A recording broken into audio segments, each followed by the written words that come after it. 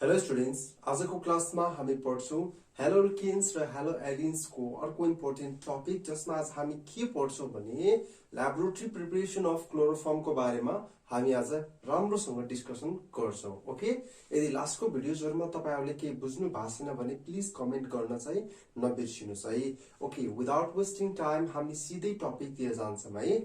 अब हेर्नुस् त, तपाईहरुले एक्जामिनेसन भ्यूको लागि प्रिपरेसन गर्दाखेरि एउटा one of the very important laboratory preparation हो। यसमा तपाईहरुले यसलाई सकेसम्म तपाईहरुले के गर्नुपर्छ भने very इम्पोर्टेन्ट को पावरमा मैले यसलाई के राख्छु भने इन्फिनिटी नै राख्छु, किनकि यो एकदमै धेरै इम्पोर्टेन्ट तपाईहरुको एक्जामको लागि हो। त्यसैले 5 मार्क्समा सोधिरा हुन्छ। 5 मार्क्समा सोधिसकेपछि तपाईहरुले यति चाहिँ लेख्नु पर्छ। यसको फिजिकल प्रपर्टिज चाहिँ हामीले मेन्सन गर्नु पर्दैन, ठीक छ। अब यसमा हामीले कसरी गर्छौं भने हामीलाई थाहा छ ल्याबोरेटरी प्रिपरेसन कसैको स्टार्ट गरिरहेछौं भने त्यसमा हामीले फर्स्टमा थ्योरी लेख्छौं, त्यसपछि प्रोसिड्युर लेख्छौं, त्यसपछि हामीले यसमा प्युरिफिकेसन लेख्छौं यदि छ भने है। यदि छैन भने हामीले यसको प्युरिफिकेसन लेख्न त्यति जरुरी चाहिँ हुँदैन, ठीक छ। तर जनरली हामीले अर्ग्यानिक कम्पाउन्ड्सहरुमा के हुन्छ भने प्युरिफिकेसन चाहिँ कम्पल्सरी सबैमा भइरहेको हुन्छ, ठीक छ। ओके, अब हेर्नुस् त, थ्योरीमा के छ भने in laboratory chloroform is prepared by heating suspension of bleaching powder with acetone और इथानोल। अब यसलाई हेर्नुस् त, जस्तै ब्लिचिङ पाउडर जुन हामीले लिन्छौं, पेस्ट भनेको तपाईहरुलाई थाहा छ, जस्तै टुथपेस्ट हुन्छ नि, त्यो टुथपेस्ट जस्तै हामीले के बनाउँछौं भने र पेस्ट बनाउँछौं, र पेस्ट बनाइसकेपछि त्यसलाई हामीले केसँग मिक्स गर्छौं भने त्यसलाई हामीले मिक्स गर्छौं एसिटोनसँग अथवा हामीले इथानोलसँग। बुझ्नुस् है, इथानोल र एसिटोन दुईटा मध्ये जुनसुकै तपाईले गर्नुस् केही पनि फरक पर्दैन। एउटा लिएर तपाईहरुले के गर्नुस् भने क्लोरोफर्म निकाल्नुस्।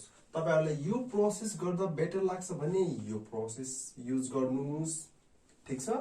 तपाईहरुलाई यो प्रोसेस गर्दा कम्फर्टेबल फिल हुन्छ, राम्रो फिल हुन्छ मतलब कि तपाईले एक्जाममा पर्फेक्टली लेख्न सक्नुहुन्छ भने एउटा प्रोसेसले लेख्नुस्। दुईटै प्रोसेसलाई कम्पल्सरी लेख्नु पर्दैन, ठीक छ। एउटा प्रोसेसले तपाईहरुले एक्जामिनेसन भ्यूको लागि लेख्नुस्, किनकि हामीले और लेखिसकेका छौं, एसिटोन और इथानोल भनेर हामीले यसमा अलरेडी मेन्सन गरिसकेका छौं। त्यसैले हामीले यसमा यसरी लेख्नु जरुरी चाहिँ हुँदैन, ठीक छ। बुझ्नु भएको छ नि। अब यसले हेर्दाखेरि जस्तै यो भनेको हाम्रो CaOCl2+H2 हो। यसमा हामीले के गर्छौं भने ब्लिचिङ पाउडरको एउटा पेस्ट बनाउँछौं। यसमा पेस्ट बनाइसकेपछि यसमा क्लोरिन निस्किन्छ र हाम्रो के हुन्छ भने नम्बर सेकेन्ड प्रोसेसमा के हुन्छ, इथानोल लेख्छौं हामीले। इथानोल लिगिसकेपछि फर्स्टमा हाम्रो के हुन्छ, अक्सिडेसन हुन्छ, त्यसपछि हाम्रो के हुन्छ, क्लोरिनेसन हुन्छ। अक्सिडेसन हुँदाखेरि हामीलाई थाहा छ अल्कोहल अक्सिडेसन भएर के मान्छ, अल्कोहलमा अक्सिडेसन भयो भने यो अल्डिहाइडमा चेन्ज हुन्छ। यदि हामीले प्राइमरी लिगिरहेछौं भने यसमा अल्डिहाइड, सेकेन्डरी लिगिरहेछौं भने केमा कन्भर्ट हुन्छ, यो किटोनमा कन्भर्ट हुन्छ। ख्याल गर्नुस् है, अल्डिहाइड र किटोनको कन्सेप्ट पनि हामीले पढिसकेका छौं। त्यसैले अल्डिहाइड र किटोनको तपाईहरुले कन्सेप्ट बुझ्न चाहनुहुन्छ या त डिटेल डिस्कसन बुझ्न चाहनुहुन्छ भने मैले भिडियो बनाएर राख्दै छु, त्यहाँ गएर तपाईहरुले हेर्न चाहिँ सक्नुहुन्छ यसलाई, ठीक छ। ओके, त्यसपछि हेर्नुस् त, नम्बर सेकेन्ड पछि जुन अल्डिहाइडको फर्मेसन हुन्छ एसिटाल्डिहाइड, त्यो एसिटाल्डिहाइडमा हामीले के गर्छौं भने क्लोरिनेसन गर्छौं। क्लोरिनेसन गरिसकेपछि यसमा हाम्रो के हुन्छ भने जुन तीनटा हाइड्रोजन हुन्छ, तीनटा हाइड्रोजन रिप्लेस भएर HCl निस्किन्छ। HCl निस्किसकेपछि त्यसपछि हाम्रो तीनटा क्लोरिन चाहिँ कता आउँछ भने एउटा यो साइडमा आउँछ, एउटा यो साइडमा आउँछ, एउटा यो साइडमा आउँछ। क्लोरिन जोडिनलाई आउँछ यसरी, ठीक छ।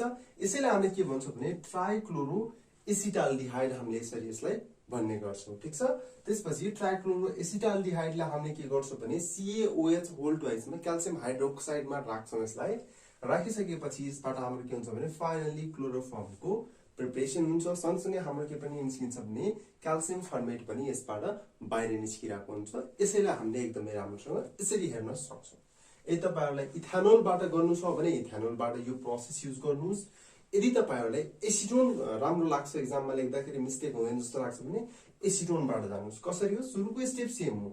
CaOCl2 लाई हामीले H2O मा राखेर त्यसपछि यसलाई के गर्यौं भने CaOH मा कन्भर्ट गर्यौं र यसमा हामीले के गर्यौं भने क्लोरिन निस्कियो र त्यसपछि हामीले एसिटोन सिधै लेख्छौं यसमा, किनकि यसमा के फर्मेसन भइरहेको थियो, अल्डिहाइड फर्मेसन भइरहेको थियो हैन यो प्रोसेसमा। तर यसमा हामीले के गर्छौं भने एसिटोन सिधै लेख्छौं। एसिटोन सिधै लेखेर हामीले के गर्छौं भने 3Cl2 मा राख्छौं, भनेपछि क्लोरिनेसन गर्छौं। यसमा क्लोरिनेसन गर्दाखेरि ट्राइक्लोरो एसिटोनको फर्मेसन हुन्छ, जसमा यसमा के बनिरहेको थियो भने एसिटाल्डिहाइड फर्मेसन भइरहेको थियो, तर यसमा हाम्रो के फर्मेसन भयो, यसमा हाम्रो एसिटोनको फर्मेसन भयो यसमा।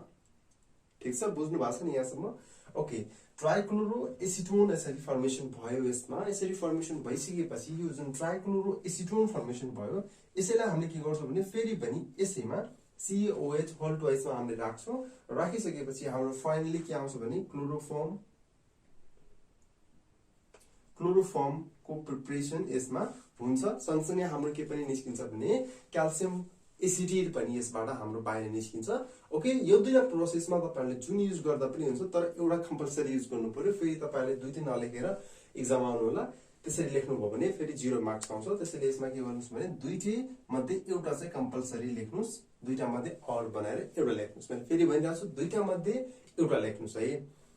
ओके, त्यसपछि अब हामी जाउँ सिधै प्रोसिड्युरमा। प्रोसिड्युरको लागि धेरै टेन्सन लिनु पर्दैन तपाईहरुले। प्रोसिड्युरमा जस्तै फिगरमा हेर्नुस्, एकचोटी फिगरबाटै हामीले प्रोसिड्युर लेख्न सक्छौँ। यसमा केही पनि छैन डिफरेन्स है। मैले यसमा स्ट्यान्ड बनाउँछु, एउटा स्ट्यान्ड बनाउन मैले ल यो स्ट्यान्ड हामीले के गर्नु भने यसलाई अड्याउनको लागि यसरी राख्यौं हामीले ल यसरी ल। ठिक छ ल, यो चाहिँ हाम्रो के भयो भने स्ट्यान्ड भयो। एउटा स्ट्यान्ड हामीले लेख्छौं। ल म तपाईहरुलाई थाहा छ स्ट्यान्ड लेख्छौं। अब हेर्नुस् त प्रोसिड्युरमा हाम्रो के छ त दिमागमा राख्नुस्। राउन्ड बटम फ्लास्क छ, एउटा कन्डेन्सर छ, एउटा स्ट्यान्ड छ, त्यसपछि ट्राइपोड स्ट्यान्ड छ, त्यसपछि हिट हामीले एप्लाई गरिरहेको छौं, बर्नर लिगिरहेको छौं, त्यसपछि यसमा वाटर इनलेट छ, वाटर आउटलेट छ, रिसिभर छ, त्यसपछि हाम्रो यसमा के फर्मेसन भइरहेछ, क्लोरोफर्मको फर्मेसन भइरहेछ हैन। यसमा हाम्रो कोनिकल फ्लास्कमा के फर्मेसन भइरहेछ, रिसिभरमा जुन हाम्रो फर्मेसन भइरहेछ क्लोरोफर्म फर्मेसन भइरहेछ। यसरी हामीले यसबाट हेर्न सक्छौं, जसले हामीले ल्याबोरेटरी प्रिपरेसन त्यसबाट हामीले फिगरबाट क्लियरली हेर्न सक्छौं। ठीक छ, अब हेर्नुस् त यसमा अब हामीले सिधै हेर्छौं, यसरी हेर्छौं इन ल्याबोरेटरी अथवा इन राउन्ड बटम फ्लास्क। जुन राउन्ड बटम आरबी फ्लास्कमा हामीले के गर्छौं भने mixture of bleaching powder plus acetone राख्छौं। यसमा एउटा राख्छौं, फेरि दुईटै राख्दैनौं हामीले। Mixture of bleaching powder plus acetone अथवा mixture of bleaching powder plus ethanol हामीले यसरी युज गर्छौं। यसमा यसरी लेखिसकेपछि त्यसपछि हामीले के गर्छौं भने राउन्ड बटम फ्लास्कमा त्यसपछि हामीले यसलाई स्यान्ड बाथमा राखेर हिट गर्छौं यसलाई है। त्यही कुरा हामीले यसमा लेख्छौं, कति क्वान्टिटीमा लेख्छौं त्यो कुरा ख्याल गर्नुस्। हेर्नुस् त round bottom flask, in round bottom flask that means RB flask 100 gram of paste is milled by mixing 100 gram of bleaching powder. That means हामीले के गर्छौं भने 100 ग्राम नै के गर्छौं भने पेस्ट लेख्छौं र त्यो सँगसँगै हामीले के पनि लेख्छौं भने 100 gram milled by mixing 100 gram of bleaching powder with 200 ml of water. जसमा हामीले पेस्ट बनाउँदाखेरि 200 ml अफ वाटर लेख्छौं।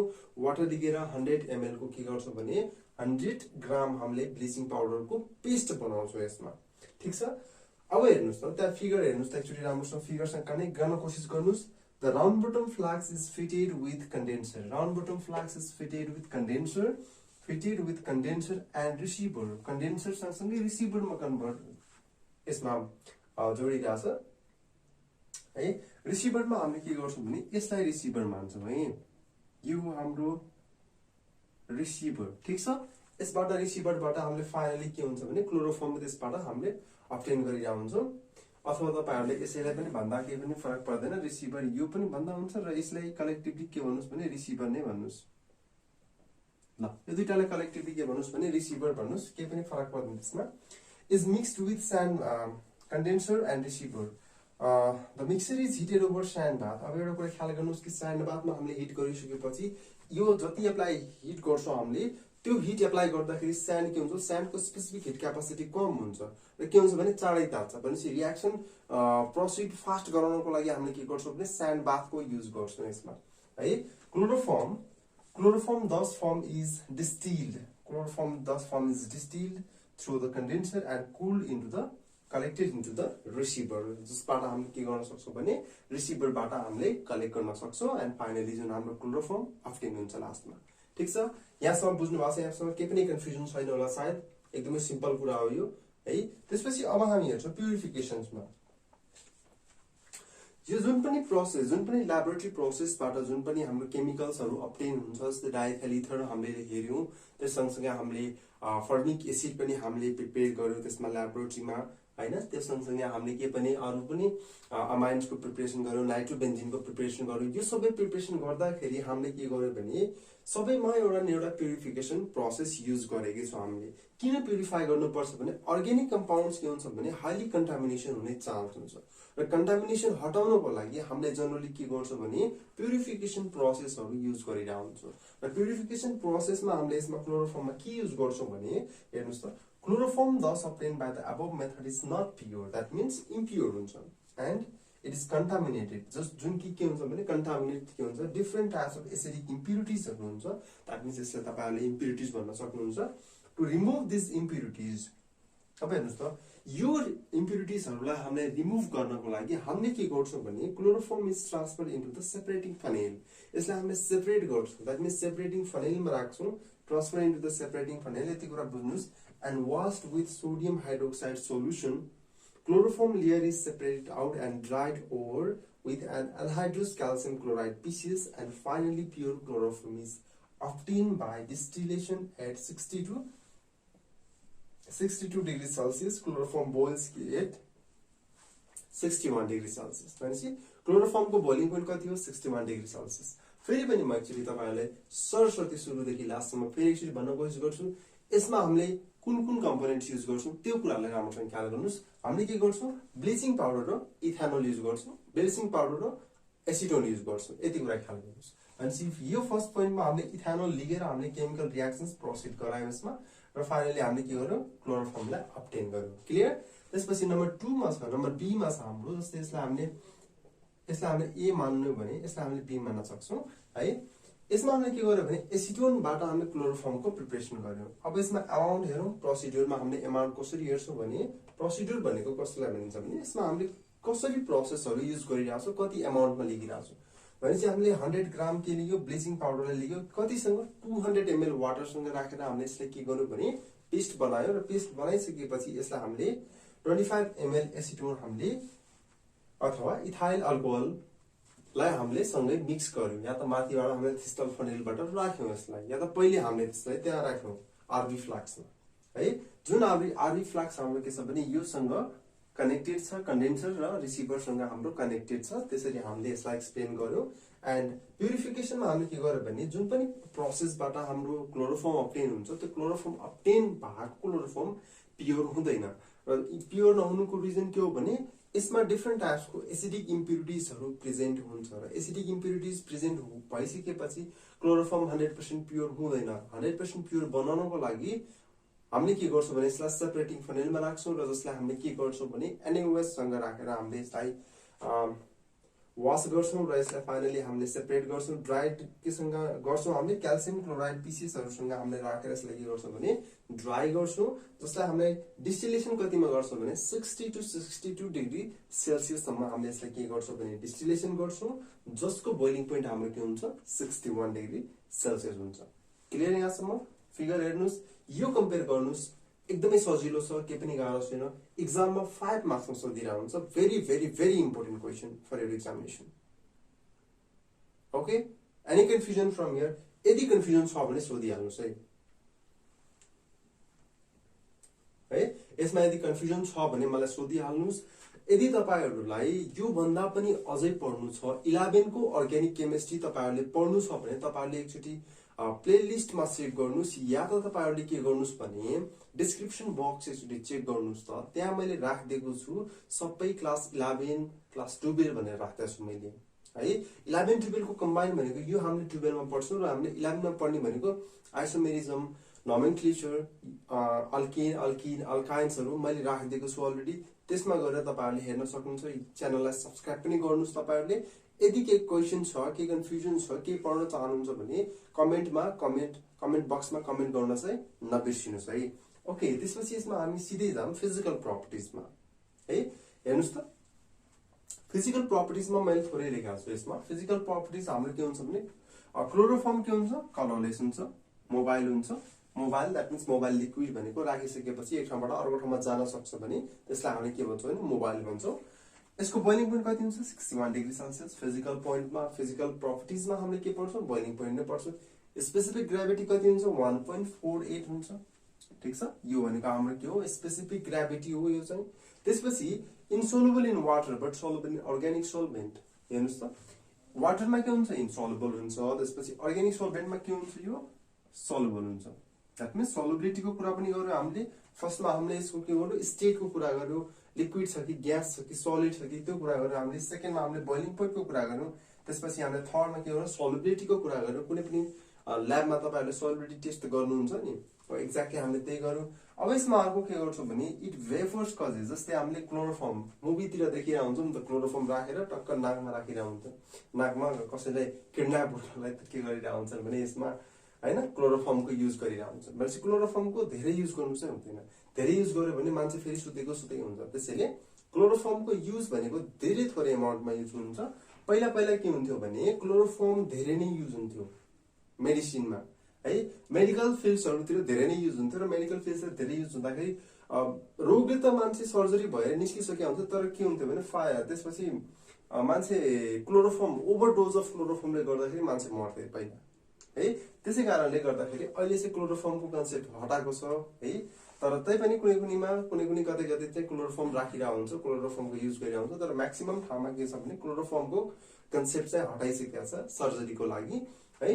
तर पनि हामीले यसलाई के को रूपमा युज गर्छौँ भने causes temporary unconsciousness, so it is used as anaesthetic agent in surgery. And chloroform has side effect, यसको के हुन्छ भने साइड इफेक्ट धेरै हुन्छ। त्यसैले क्लोरोफर्म युज गर्नु नै हुँदैन। ल्याबोरेटरीमा क्लोरोफर्म छ भने पनि, क्लोरोफर्म इथर छ भने पनि तपाईहरुले त्यहाँ गएर चेक गर्दै नगर्नुस् है। सकेसम्म बेन्जिन छ भने पनि साइडमा त्यहाँ गएर चेक गर्दै नगर्नुस्, किनकि बेन्जिन पनि कार्सिनोजेनिक हुन्छ।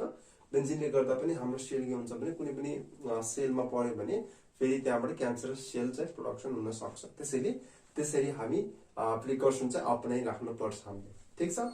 त्यस्तै chloroform has side effect like cardiac problem and respiratory problem. अब यसरी प्रब्लम्स त देखाइरहेको हुन्छ।